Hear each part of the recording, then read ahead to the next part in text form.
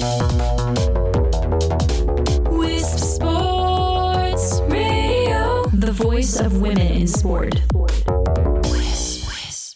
This is Season 1, Episode 2 of Active Health. Thank you for downloading this podcast and welcome to Active Health. I'm Dr. Juliet McGrattan, and this show is about the health niggles and issues that can affect exercise or even prevent you from doing it altogether. I'll be giving you tips and information on how to overcome these problems from my experience as a doctor and a runner.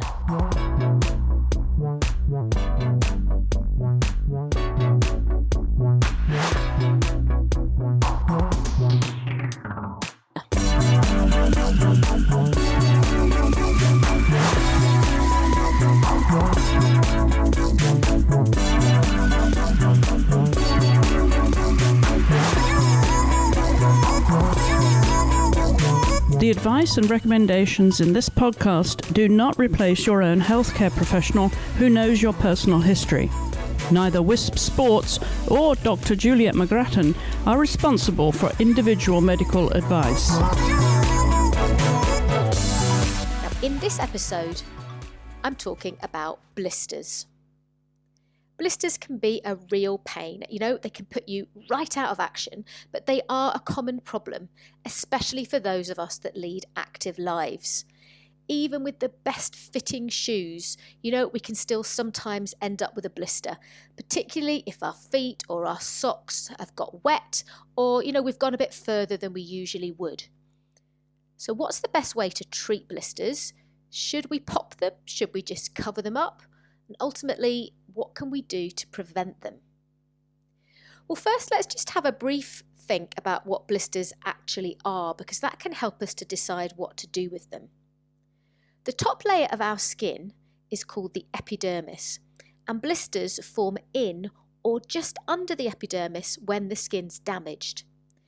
The damage can be caused in a number of ways, most commonly due to friction created by rubbing, so foot, sock, shoe, lots of friction being created there. But it can also be caused by extreme heat or cold or even chemical damage. Now, if you've ever popped a blister, you'll probably have seen this watery fluid seeping out, and this is called serum. Occasionally, a blister can be filled with pus or blood, but we'll come on to that in a minute. But, should you pop them? Is it the best thing to do to let that fluid come out? Well, it's a bit controversial, this, and I'm most definitely from the non-popping camp.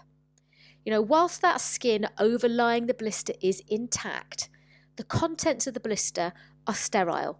They're germ-free. And as soon as you make a hole in the blister, even if it's only a tiny one, there's then potential for infection to get in. And that fluid also acts like a cushion, protecting the delicate skin at the base of the blister. That skin's not ready yet to be your top layer skin. It's not hardy enough, and it needs protecting until it is. So if you leave the blister well alone, it will shrivel up and it will heal by itself. And in the meantime, you can just protect it and cover it with a plaster or a padded dressing. Now, having said that, if you're in a situation where the blister is causing you a lot of pain and you still need to keep moving, so you're in an ultra marathon, you're halfway across the desert in the Marathon des Sables, and the padding just isn't enough, then there is an argument for popping a blister. And the best way to do that really is with sterile conditions. So something like a sterile needle, making a small hole in the blister, enough for the fluid to come out with a little bit of gentle milking of the blister. Now, however the blister has popped, whether it's been by you doing it with a needle, whether it's popped by itself, or the pressure from your shoe has just caused it to burst, then you need to clean it. Clean it with warm soapy water, or you can soak it in some warm salty water too to act as an antiseptic. Pat it dry gently and then cover it up with a sterile dressing.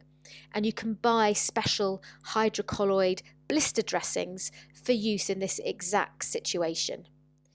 If the dressing falls off, then clean the area again and put a new one on until the area has healed up.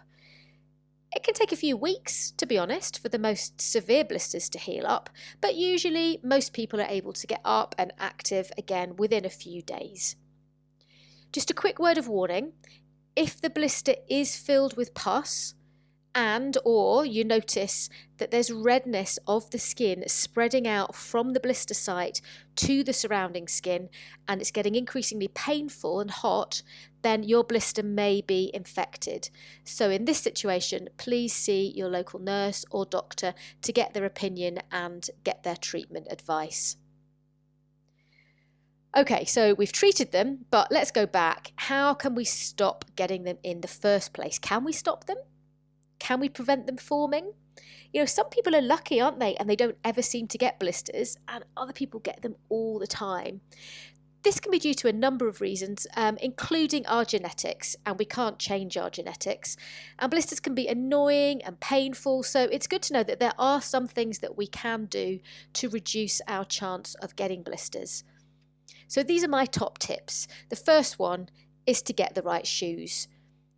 Now, you may already have done this, but don't forget our feet change. So if it has been a while since you've had a good shoe fit, then advise doing it again. It's crucial that your shoes fit you properly. For running shoes, this means going up at least half a size from your everyday shoe, but it may be a full size, it may be more. You need enough room for your toes and feet to spread and swell a little bit. You know, on those longer runs, you do tend to get a little bit of swelling in your feet. And it also, when you're running downhill, it prevents your toes being too squashed up. If you're a woman and you have wide feet, then you might be better with a men's shoe because they do tend to have a wider toe box. Don't forget, you'll sometimes have to wear your shoes in a bit. Occasionally, yes, you can stick on a new pair of trainers and be fine, but generally increasing the miles gradually and doing some shorter runs in your new shoes before you go on to a longer run. Okay, so that's the shoes, but also with the shoes, think about the lacing. Depending on the style of your shoe and the shape of your foot, you can actually make some fine adjustments by using different lacing techniques. If you've got a high instep, a wide forefoot, problems with your big toe, you can change how you lace your shoe to take the pressure off those areas. And if you have a look online, you'll find some simple instructions and diagrams to give you some tips on how to lace up your trainers to best support your foot but also prevent blisters too. Okay, let's talk socks, because there's no point in having a perfectly fitted and laced up shoe and then squashing your foot into a pair of socks that are too small and made of the wrong fabric. Now, some people say that wearing a double layer of socks or a sock which has 2 layers already built in can prevent blisters. That may be true for some people. Personally, I prefer a single layer sock. When I've used double layer socks or 2 pairs of socks, I've actually found there's more friction and I've ended up with more blisters. But have a try yourself and see what works best for you. Certainly damp feet and damp socks will definitely cause more blisters, so opt for a technical fabric that wicks the moisture away from the skin and is quick drying. Some people who have a lot of blisters have moved to using silk liners in their socks, and also merino wool is a top favourite with lots of runners and other endurance sports too. My next tip is slightly a different one. It's to not be too kind to your feet. Yes, you'll look great in a pair of sandals when you're exfoliating and moisturising your feet regularly so the skin's super smooth, but actually that can cause problems when it comes to exercising and preventing blisters, and actually a slightly tougher skin might give you some protection. Now that will happen naturally if you're building up your distance, but actually some people try to increase that and use the cause some skin toughening by using chemicals like surgical spirit or alcohol. But I personally would advise against this because it can lead to some cracking and fissuring of the skin, which can be painful and ultimately be a source of root, if you like, for the germs to get in and cause infection. So I would go with natural skin toughening and just not being too kind to your feet. The other thing that you can try is using a barrier, and you need a little bit of experimentation with this. Many people will rub petroleum jelly or lanolin into their skin, particularly in areas that are prone to blistering. And, rubbing this on some problem areas might give you some protection against blisters. Personally, I don't do this. I used to do it, but actually I found that I think I was creating more blisters than I was resolving them, and I now don't add any lubricants or anything to my feet before I run. Experiment yourself, see what works for you.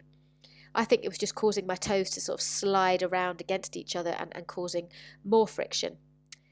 Similarly, some people swear by putting talc in their socks to soak up some excess moisture, or even applying plasters or padding to areas that might blister. You can try this. Again, that you really do need to practice, because sometimes they can fall off and then you end up with a rolled up piece of dressing or plaster in your shoe and sock, and you have to take it off to retrieve the dressing. But there's also particular blister tape as well, which is specifically designed for the purpose. So you can have a try with that. That might work better for you as well. Okay, so those are my tips, thinking about the right shoes, how you lace your trainers, using the right socks, not being too kind to your feet, and thinking about barriers that you can use to prevent blisters. I would love to know your tips for preventing blisters. Conversations from the world of women's sports. This is Wisp Sports Radio. Please remember, you can join in the conversation on social media at Wisp Sports, or me personally at Juliet McGrattan on Twitter and Instagram, and at Dr. Juliet McGrattan on Facebook. We'd love to hear from you. We'd love your feedback. We'd love your ideas for future episodes. So you can email at info@wispsports.com. Next time, I'm going to be talking about hangovers and exercise. Is it okay to exercise the morning after the night before? When you've had a few too many, is it okay to go out and exercise and have a run? Are you going to do any harm? Will it make you feel better? Are there any particular risks involved? So we'll be looking at that next time. Thank you for listening and supporting women in sport everywhere.